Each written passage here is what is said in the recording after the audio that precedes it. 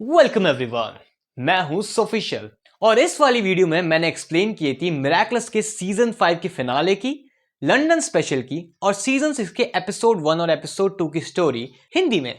और मैंने कहा था अगर इस पे 110 लाइक्स आ जाते हैं तो मैं इसका पार्ट 2 बनाऊंगा और इस पे 110 लाइक्स आते हैं सिर्फ 1 घंटे में। Thank you so much. तो ये रहा पार्ट 2 जिसके अंदर हम बात करेंगे मिराकलस के सीजन 6 के एपिसोड नंबर 3, 4, 5, 6 और 7 के ऊपर। क्योंकि हमें 5 एपिसोड कवर करने हैं इसी एक वीडियो के अंदर, तो हम इस वीडियो को प्रिसाइज रखेंगे। हम बात करेंगे सिर्फ जरूरी चीजों के ऊपर ताकि आपको स्टोरी तो समझ में आ ही जाए, लेकिन अगर आप बाद में जाके एपिसोड देखते हो तो आपके लिए एपिसोड का मजा उतना ही रहे जितना फर्स्ट टाइम वॉचिंग के अंदर रहेगा। तो शुरू करते हैं आज का एपिसोड। तो सबसे पहले बात करते हैं एपिसोड नंबर 3 सब्लिमेशन के ऊपर। मिराकलस का सीजन 6 सीजन 1 से बहुत ज्यादा सिमिलर है। इसमें बहुत सारी ईस्टर एग्स हैं, साथ ही इसके हर एपिसोड के अंदर किसी ना किसी कैरेक्टर को लेकर कहानी को आगे बढ़ाया गया है। पुराने कैरेक्टर्स की कहानी को रिविजिट किया गया है और साथ ही नए कैरेक्टर्स के बारे में भी नई इंफॉर्मेशन मिली है। पिछली वाली वीडियो में हमने देखा था कि मिराकलस के अंदर एक नया कैरेक्टर है, सबलाइम, और ये वाला एपिसोड सब्लिमेशन सबलाइम के ऊपर ही बात करता है। हमें सबलाइम के बारे में नई इंफॉर्मेशन मिलती है कि सबलाइम का जन्म बेल्जियम में हुआ था। वो मैकरून के अंदर पढ़ी लिखी है। इसके अलावा उसके पेरेंट्स के डाइवोर्स के बाद वो लोग पेरिस सेटल हुए हैं। सबलाइम एक बहुत अच्छी स्कॉलर है, उसे अलग अलग भाषाएं आती हैं, उसे अलग अलग म्यूजिक इंस्ट्रूमेंट बजाने आते हैं, जिसमें हार्प आता है, फ्लूट आती है।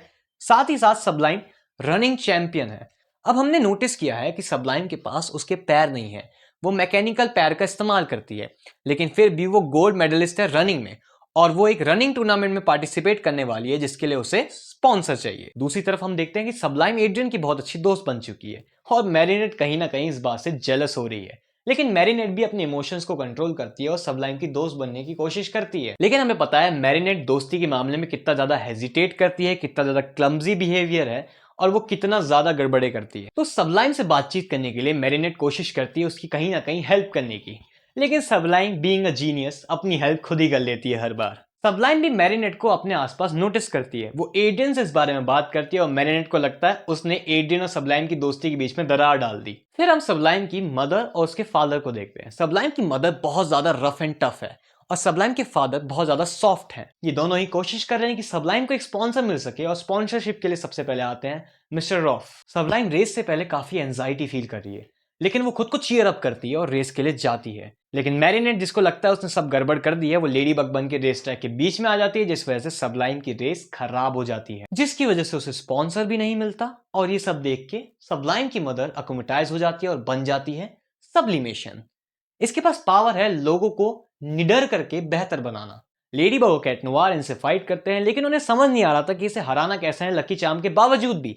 लेकिन लेडी बग और कैट नोवार इंटेंशनली सब्लिमेशन को खुद पे अटैक करने देते हैं ताकि वो अपना बेहतरीन वर्जन बाहर ला सके, लेकिन उन पे कोई असर नहीं होता क्योंकि वो ऑलरेडी अपने बेहतरीन वर्जन में ही हैं। यहां पे हम सीरीज यानी जो हमारी नई हॉकमॉथ होल्डर है उसकी एक नई पावर को देखते हैं।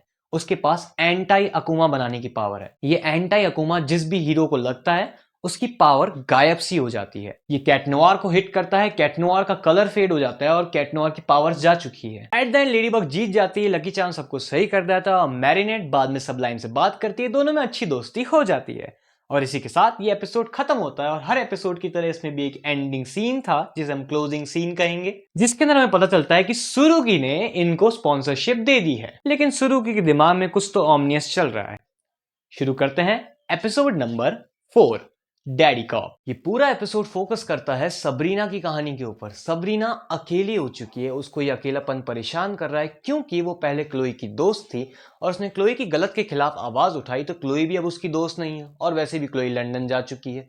लेकिन साथ ही साथ क्योंकि उससे पहले क्लोई का साथ देके उसने लोगों को परेशान किया था, तो उसका कोई नया दोस्त भी नहीं बन पा रहा। दूसरी तरफ मैरिनेट एक स्पेशल डिनर प्लान कर रही है एड्रियन के लिए, जहां पे वो अपनी 100 किस करेंगे। इसी प्रिपरेशन के दौरान मैरिनेट का स्कूटर खराब हो जाता है और हमारी मिस हाउंड यानी सबरीना उसकी हेल्प करती है, लेकिन एट द एंड उसे मिलती है लोनलीनेस। मैरिनेट इस डिनर की प्रिपरेशन में ये बात पूरी तरह से भूल जाती है कि जिस रात को वो ये डिनर प्रिपेयर करी है वो फर्स्ट वेडनेसडे है मंथ का और इसी दिन होता है गर्ल्स मूवी नाइट। और इस बार ये गर्ल्स मूवी नाइट मैरिनेट के घर पे ही था जहां वो डिनर प्लान कर रही है। इसी के चलते एड्रियन डिनर में आने से मना कर देता है। मैरिनेट इस चीज को एक्सेप्ट नहीं कर पा रही है। वो ये सोचती है कि अगर गर्ल्स हाँ कर देगी तो शायद एड्रियन आने को तैयार हो जाएगा, दूसरी तरफ जोई विटनेस करती है कि सबरीना कितनी परेशान है। वो सबरीना से बात करती है और सबरीना को इनवाइट कर लेती है बिना मैरिनेट से पूछे गर्ल्स मूवी नाइट में। जोई बाकी गर्ल्स से जाके बात करती है। बाकी गर्ल्स कहती हैं कि अगर मैरिनेट हाँ कर दे तो हम सबरीना को भी ग्रुप में इंक्लूड कर लेंगे। दूसरी तरफ मैरिनेट बिना एड्रियन का नाम लिए गर्ल्स को कहती है कि आज एक स्पेशल गेस्ट आएगा और यहाँ एक मिसअंडरस्टैंडिंग क्रिएट हो जाती है। मैरिनेट गर्ल्स नाइट आउट में एक्सपेक्ट कर रही है एड्रियन को और बाकी सारी गर्ल्स इंक्लूडिंग जोई एक्सपेक्ट कर रही है सबरीना को। ये मिसअंडरस्टैंडिंग बड़ी हो जाती है क्योंकि गर्ल्स नाइट आउट के अंदर सबरीना पहुंचती है और मैरिनेट एड्रियन को एक्सपेक्ट कर रही थी, जबकि एड्रियन ने कई बार मना कर दिया था कि मैं नहीं आ रहा। मैरिनेट परेशान हो जाती है और सबरीना को लगता है कि मैरिनेट उसकी वजह से परेशान हो रही है और सबरीना वहां से चली जाती है। मैरिनेट का डिनर प्लान पूरी तरह से खराब हो जाता है। दूसरी तरफ सबरीना पूरी तरह से टूट जाती है। ये सारी मिसअंडरस्टैंडिंग फाइनली खुलती है गर्ल्स ग्रुप के सामने और गर्ल्स ग्रुप सबरीना को कंफर्ट करने जाती है। सबरीना को अकोमोटाइज करने की कोशिश करी जाती है लेकिन सबरीना अकुमा को रिजेक्ट कर देती है। लेकिन ये सारा अकेलापन सबरीना के फादर भी विटनेस कर रहे थे। वो अकोमेटाइज हो जाते हैं और बनते हैं डैडी कॉप, जिसके पास ये पावर है कि वो अपनी एनर्जी बीम से लोगों को सबरीना का फ्रेंड बना रहा है। लेडी बग सबरीना से कहती है कि मुझे मिस हाउंड की जरूरत है। सबरीना कहती है कि नहीं, मैं इस मिराकलस के लायक नहीं हूँ। लेडी बग सबरीना को मोटिवेट करती है, उसका कॉन्फिडेंस वापस आता है, वो मिस हाउंड बन के हेल्प करती है। यहाँ पे एक बार फिर से एस्ट्रो कैट के ऊपर एंटी अकुमा का हमला होता है और वो पावरलेस हो जाता है। लेकिन in the end Miss Hound, Pegasus, Ladybug और कैट नोवार मिलकर डैडी कॉप को हरा देते हैं। इन द एंड मैरिनेट सबको अपोलोजाइज करती है कि मैं रिलेशनशिप में इतना खो चुकी थी कि जरूरी चीजों पे ध्यान ही नहीं दे रही थी और सबरीना भी खुश हो जाती है कि उसको फाइनली नए दोस्त मिल गए हैं। इस एपिसोड के क्लोजिंग सीन के अंदर रेमंड एक नया कैरेक्टर इंट्रोड्यूस होता है जो एक्चुअली एक बुली है, जो जोई को ब्लैकमेल कर रहा है कि वो सबको बता देगा कि जोई न्यूयॉर्क में कैसी थी। साथ ही इन दोनों ही एपिसोड के अंदर हम जगह जगह पे एक कैरेक्टर को देखते हैं जो सीक्रेटली डायरी में सारी इंफॉर्मेशन नोट कर रहा है and most probably this is Laila. इसी के साथ ये एपिसोड खत्म होता है। नेक्स्ट एपिसोड का नाम है वर पापास। ये एपिसोड एड्रियन की कहानी को और आगे बढ़ाता है क्योंकि अब एड्रियन के मदर और फादर दोनों मर चुके हैं, तो एड्रियन की कस्टडी किसके पास जाएगी उसके ऊपर इस कहानी में स्ट्रगल होता है। जहां पे ओपनिंग में हम पास्ट का एक सीन देखते हैं जब एमिली, जो कि अब बीमार हो चुकी है, छोटे एड्रियन को उसके नाना नानी के बारे में बता रही है। बैक टू प्रेजेंट, एड्रियन अपने ग्रैंड पेरेंट्स से पहली बार मिलने वाला है। वो इस बात से बहुत खुश नहीं है। ये बात मैरिनेट को पता चलती है तो मैरिनेट भी मेड का डिस्गाइज लेके एड्रियन के घर पे आ जाती है उस मीटिंग वाले दिन पे। सबसे पहले एड्रियन के नाना नानी आते हैं जो कि सुपर रिच हैं। इसके नाना एक बहुत ही ज्यादा अथॉरिटेटिव और पैट्रियार्कल मानसिकता वाले व्यक्ति हैं। साथ ही उनके पास लॉर्ड का टाइटल है। इनका नाम है ग्राहम दे विनेली। फिर एड्रियन के दादा दादी आते हैं जो कि किसी नॉर्मल व्यक्ति के जैसे ही है। इनका नाम है मिस्टर एंड मिस ग्रेसेट। इसके दादा दादी ओपन माइंडेड पर्सन है, इसकी नानी भी ओपन माइंडेड पर्सन है, लेकिन जो ग्राहम दे विनेली यानी इसके नाना है वो बहुत अथॉरिटेटिव और रूड किस्म के इंसान है, थोड़े मीन किस्म के। फिर एड्रियन की कस्टडी किसके पास जाएगी इसके ऊपर एक बहस शुरू होती है। एड्रियन नेटली के साथ रहना चाहता है, लेकिन क्योंकि नेटली सिर्फ एक एम्प्लॉय है, एक अपॉइंटेड पर्सन है, ना कि उसकी फैमिली, ये दोनों ही उसे अलाउ नहीं करते। हालांकि एड्रियन की नानी भी इंसिस्ट करती है कि अगर एड्रियन उसके साथ रहना चाहता है और क्योंकि नेटली ने ही बचपन से उसका ध्यान रखा है तो एड्रियन को उसके साथ रहने देना चाहिए, लेकिन ग्राहम दे विनेली उन्हें चुप कर देता है। इस लंच के अंदर नेटली को अलाउ भी नहीं किया जाता क्योंकि नेटली उनकी फैमिली मेंबर नहीं है। एड्रियन की जो ट्विन रिंग्स है उसको लेकर लड़ाई छिड़ती है दोनों ही साइड के बीच में। फिर मदर और फादर साइड दोनों ही कस्टडी को लेकर एक दूसरे को बड़ी तीखी बातें बोलते हैं और ये लड़ाई बढ़ती चली जाती है। इसी बीच में एड्रियन की जो नानी है वो इस चीज को शांत कराने की कोशिश करती है, लेकिन कोई उनकी बात सुन नहीं रहा था। स्पेशली नाना उन्हें बार बार चुप करा दे रहे थे।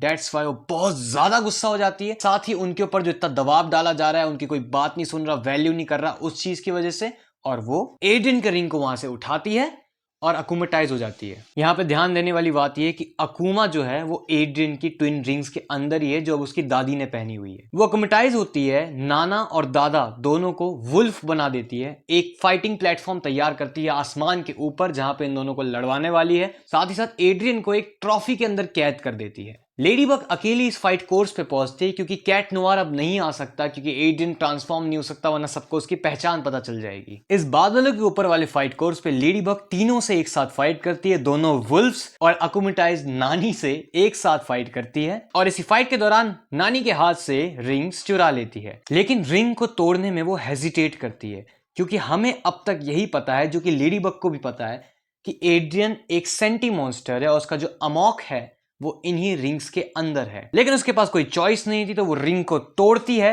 रिंग के अंदर से ध्यान देने वाली बात यह कि सिर्फ अल्ट्रा अकुमा निकलता है, कोई अमोक नहीं निकलता। और यहाँ पे हमें एडेन का पर्सपेक्टिव भी नहीं दिखाया जाता कि एडेन आखिर गायब हुआ या नहीं हुआ। मिरेकलस लेडीबग सब कुछ ठीक कर देता है, एडेन बिल्कुल सही सलामत है, रिंग्स वापस जुड़ जाती है और ये लोग वापस पहुंच जाते हैं अपने घर के ऊपर, जहां पे एक बार फिर से इसी बात पे चर्चा शुरू होती है कि आखिर कस्टडी किसके पास जाएगी। यहाँ मैरिनेट इस चीज के अंदर स्टेप इन करती है और नेटली, जिसको पूरी चीज से बाहर रखा गया था, उसको जबरदस्ती अंदर लेके आती है और सबको समझाने की कोशिश करती है कि नेटली ने ही इसका अब तक ध्यान रखा था, तो नेटली को ही ध्यान रखना चाहिए। फाइनली एडेन की जो नानी है वो भी इस चीज के ऊपर इंसिस्ट करती है और जो रिंग्स है वो एडेन को वापस सौंप देती है। इन दोनों फैमिली के बीच में जो गर्मा गर्मी थी वो भी यहाँ पे शांत हो जाती है और एक मिठास सी आ जाती है। दोनों एक दूसरे को इनवाइट करते हैं, दोनों एडेन को भी इनवाइट करते हैं अपने अपने घर में। फाइनली सब यूनाइट होकर साथ में एंजॉय करते हैं। यहाँ क्लोजिंग सीन के अंदर हम वापस से पास्ट का एक सीन देखते हैं जहाँ पे गैब्रियल और नेटली दुनिया की सैर करके वापस आ रहे हैं। एमिली अब पहले से भी ज्यादा बीमार हो चुकी है। एडेन अपने फादर से पूछते हैं कि आपको मम्मी के लिए कोई इलाज मिला। गैब्रियल बीइंग गैब्रियल मना करके अपने रूम में चल जाता है, एडेन को पूरी तरह से अवॉइड करके। लेकिन नेटली के अंदर यहाँ सॉफ्टनेस दिखाई जाती है। ये दर्शाता है कि नेटली स्टार्टिंग से ही सॉफ्ट थी एड्रियन के प्रति और वो स्टार्टिंग से ही एक मदर फिगर पूरा कर रही थी एड्रियन का। आई बिलीव ये बहुत ही स्वीट सा एपिसोड था जो कहानी को आगे बढ़ाता है एड्रियन के पर्सपेक्टिव से, लेकिन साथ ही कुछ सस्पेंस छोड़ के जाता है, जैसे कि वो अमोक वाली चीज। और इसी के साथ शुरू होता है हमारा नेक्स्ट एपिसोड, स्लीपिंग सायरन। इस एपिसोड के अंदर ऑनडेन और किम की रिलेशनशिप के ऊपर फोकस किया गया है। ऑनडेन को किम पसंद है, किम को भी ऑनडेन पसंद है, लेकिन ऑनडेन की कंप्लेन है कि किम ने ना अब तक उसे किस किया है, ना हाथ पकड़ा है और आई लव यू तक नहीं बोला है। ऑनडेन ने कई बार कोशिश भी करी, लेकिन क्योंकि किम बहुत ज्यादा मिस्चीवियस टाइप का पर्सन है तो उसने कभी ऑनडेन की इन साइंस पे ध्यान ही नहीं दिया। यही कंप्लेन ऑनडेन अपनी लेडीज फ्रेंड्स के पास लेके जाती है, जहां पे हमें एक और नई कैरेक्टर देखने को मिलती है इस लेडीज ग्रुप के अंदर, डायन। इसके बारे में एपिसोड में और कुछ पता नहीं चलता, सिर्फ इसका इंट्रोडक्शन है। और जब वो लेडीज फ्रेंड्स को ये सारी चीजें बताती है, you guessed it right, marinate खड़ी हो जाती है कि हमें इसकी हेल्प करनी चाहिए और एक ऐसा मोमेंट बनाना चाहिए जहां पे ये दोनों किस कर सके। दूसरी तरफ यहाँ पे हम बुलीज का एक ग्रुप देखते हैं जिसमें रेमंड, लुइक, नेल्सन जो कि नए कैरेक्टर से उनका इंट्रोडक्शन होता है। ये किसी तरह ऑनडेन और किम के बीच में फूट डालना चाह रहे थे। ऑनडेन अपनी लेडीज फ्रेंड की मदद से बहुत सारी चीजें ट्राई कर रही थी, जैसे पोएम लिखना, जैपनीज चॉकलेट ट्राई करना और इन दी एंड किम को चैलेंज करना। किम ने पोएम का मजाक उड़ा दिया, चॉकलेट वाली चीज वो समझा नहीं। इसी बीच में रेमंड, लुइक और नेल्सन लगातार किम को भड़काने की कोशिश कर रहे थे। वो किम को कन्विंस कर देते कि अगर तुमने ऑनडेन को किस किया तो तुम एक टोड बन जाओगे और तुम्हारी लाइफ और डेथ का सवाल हो जाएगा, क्योंकि उसके अंदर स्विमिंग बैक्टीरियाज होंगे। कुछ भी।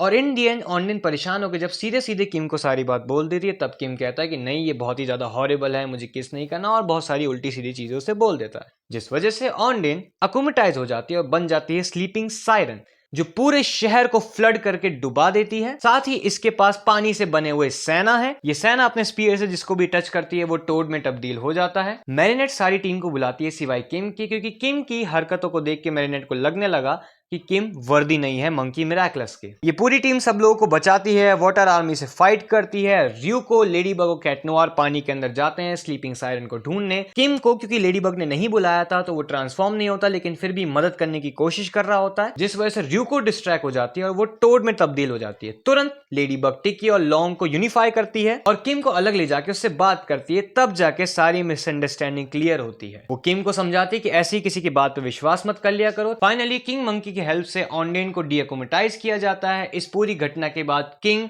ऑनडेन से अपोलोजाइज करता है, ऑनडेन भी अपोलोजाइज करती है कि मैं फर्स्ट किस को लेके बहुत ज्यादा ऑब्सेस्ड ही हो गई थी, लेकिन फिर दोनों एक दूसरे को अपने प्यार का इजहार करते हैं, फर्स्ट किस करते हैं। पूरे एपिसोड की क्लोजिंग सीन के अंदर हम तीनों बुलीज को एक बार फिर से देखते हैं, लेकिन इस बार इनके पीछे एक नई अनजान ब्लैक कलर की विजिलेंटी है, जो कौन है हमें अभी नहीं पता। और इसी के साथ ये एपिसोड भी खत्म हो जाता है। इस पूरी वीडियो का फाइनल एपिसोड, एल टोरो दे पिएड्रा। एल टोरो दी पिएड्रा का मतलब होता है द स्ट्रॉन्ग बुल।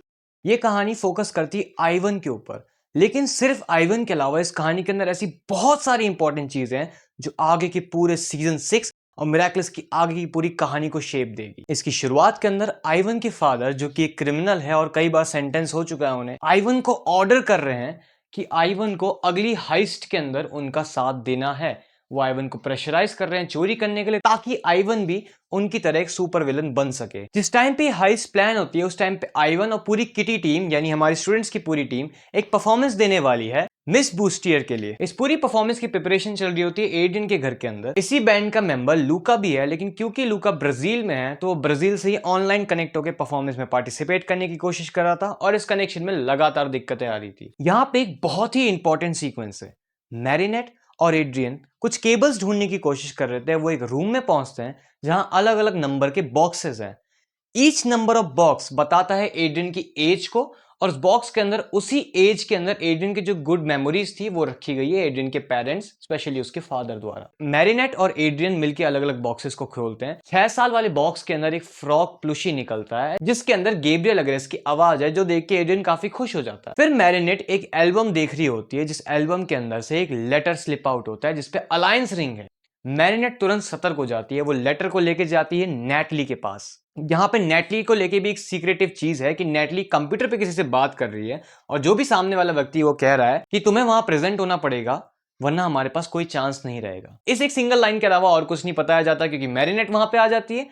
दोनों लेटर पढ़ते हैं तो इसके अंदर गैब्रियल अग्रेस का सीक्रेट निकलता है। ये लेटर गैब्रियल अग्रेस ने ही लिखा है एड्रियन को, जो एड्रियन को उसकी डेथ के बाद पढ़ा जाना था। नेटली मना करती है कि हमें इस लेटर को फाड़ देना चाहिए, लेकिन बाद में डिसीजन मैरिनेट के ऊपर छोड़ती है। दूसरी तरफ आइवन इस पूरी प्रैक्टिस से उठ के चला जाता है बड़ा परेशान होकर। वो अपनी डैड की चोरी में मदद करने जा तो रहा होता है, लेकिन उसके अंदर की जो गुडनेस है वो उसे ऐसा करने नहीं देती। वो वहां पे अपने डैड के लिए एक लेटर छोड़ के जाता है जिसमें वो लिखता है कि मुझे आपके जैसा सुपर विलन नहीं बनना, मुझे अच्छा काम करना है। और उसकी डैड का हाइस्ट का प्लान खराब हो जाता है जिस वजह से वो बहुत भयंकर गुस्सा हो जाते हैं और अकोमेटाइज होकर बन जाते हैं एल टोरो दी पेड्रा। और दूसरी तरफ परफॉर्मेंस होने का समय हो चुका है। वहां पे अलग ही गड़बड़ें चल रही है क्योंकि लूका कनेक्ट नहीं हो पा रहा है, आइवन वहां पे है नहीं, रोज जो कि मेन सिंगर है वो बिना म्यूजिक के गा नहीं पा रही। तो फाइनली लूका फोन से और रोज जूलिका को मिलके मोटिवेट करते हैं क्योंकि ये गाना जूलिका ही नहीं लिखा था। तो जूलिका एक सोलो परफॉर्मेंस देने के लिए सामने आती है। आइवन लेडी बग को बुलाता है। आइवन लेडी बग को मिलके सारी सिचुएशन समझाता है और बोलता है मैं बुल मिराकलस के लायक नहीं हूं। लेडी बग उसे मोटिवेट करती है, उसे समझाती है कि उसने ऑलरेडी बुराई का सामना करा है और अपने आप को लायक साबित करा है। आइवन ये बात सुन के मिनोटॉरक्स में ट्रांसफॉर्म हो जाता है। इसके आगे की जो पूरी फाइट सीक्वेंस थी जिसमें लेडी बग, कैट नोवार और मिनोटॉरक्स मिलके द स्टोन बुल को हरा रहे होते हैं, वो पूरी एक म्यूजिकल के ऊपर थी। ये म्यूजिकल वही म्यूजिकल है जो जूलिका गा रही है। फाइट खत्म होने के बाद मिनोटॉरक्स एल टोरो को फेस करता है, उसे समझाता है कि आपको अपने बेटे को समझना चाहिए और बुरे काम छोड़ देने चाहिए। एल टोरो भी अपनी फादर रिस्पॉन्सिबिलिटीज को समझता है और उसे अपनी गलतियों का रियलाइजेशन होता है। एंड में आइवन भी सारी चीजें अपने दोस्तों को बताता है, सारे दोस्त उसको चीयर अप करते हैं। एड्रियन कुछ देर के लिए आइसोलेट हो जाता है और उस प्लूशी के साथ खेलना शुरू करता है, जहां पे वो बताता है कि मुझे ये बात बहुत अजीब सी लगती है कि मेरे फादर एक हीरो थे और काश मैं भी अपने फादर को आइवन के जैसे फेस कर पाता। मैरिनेट वो लेटर अपने हाथ में लेके आई रही होती है, लेकिन ये चीज देख के वो लेटर को छुपा लेती है। क्लोजिंग सीन मिराकलस की आगे की पूरी कहानी के लिए बहुत इंपॉर्टेंट है क्योंकि यहाँ 12 मेंबर्स हैं। ये एक 12 मेंबर्स की सीक्रेट ऑर्गेनाइजेशन है जिनका टास्क है एक परफेक्ट वर्ल्ड बनाना, जिसमें गैब्रियल अग्रेस भी एक मेंबर था एज डायमंड। और यहां पे ये समझ में आ रहा है आवाज से कि मशीन शुरू की है। वो लोग नेटली से इंक्वायर कर रहे हैं कि डायमंड यानी गैब्रियल अग्रेस की फाइनल बैटल के टाइम पे क्या हुआ था। नेटली कोई इन्फॉर्मेशन नहीं देती, वो बोलती है मैं बेहोश थी। सुरुकी कहती है कि मेरे पास एक प्लान है। और यहाँ एंड के अंदर जब सारे लोग क्विट कर जाते हैं इस मीटिंग को, तब जो वीट सिंबल वाला पर्सन है, जो हमें पता चलता है नेटली के फादर हैं, वो नेटली के साथ मिलकर एक अलग ही प्लान बना रहे हैं। वो कहते हैं नेटली को जैसे ही लेडी बॉग कैट नोवार के मिराकल्स मिलेंगे तुम्हें वो मुझे लाके दे। और इसी सस्पेंस के साथ ये एपिसोड खत्म हो जाता है। Yes, Father. और इसके बाद सीजन 6 बिल्कुल अलग हो जाता है। तो मिलता हूं आपसे अगले वाले में। मैं हूं सुफिशियल, तब तक के लिए बाय बाय।